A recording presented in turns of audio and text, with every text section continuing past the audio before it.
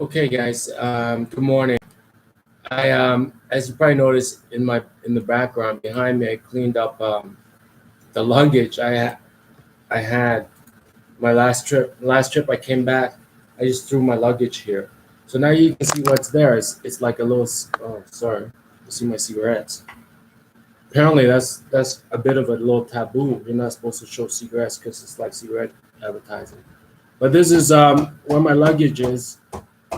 It's you can sit here. You see, you can sit here. So I cleaned that up, and that's what it looks like. My office.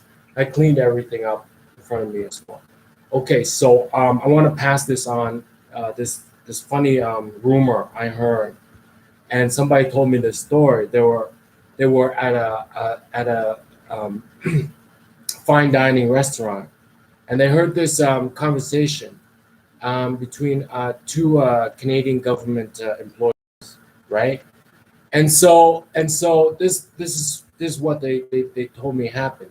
They said they were sitting there, and then this is the conversation. They said this is the conversation they overheard. Um, one person was lamenting to their dining partner. It's like, no, everybody's fleeing Canada.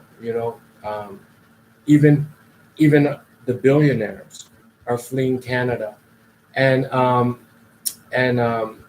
their dining partner said, "Well, we we should call the billionaires back home, back to Canada, and because it looks bad that they don't even live in Canada."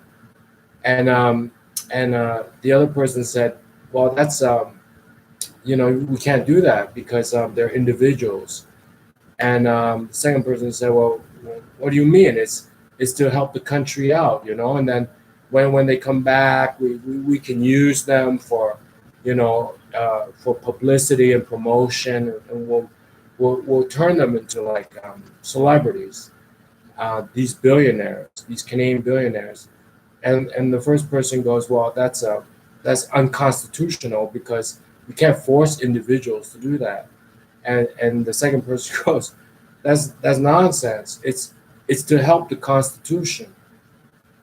I think we should call those billionaires, our billionaires, back home to Canada, um, and they can't leave because it's to help the country." And the first person goes, "You can't. They're individuals. That would be unconstitutional."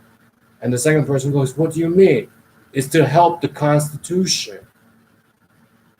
So that's the conversation that was retold to me by someone who heard two government employees talking to one another in public.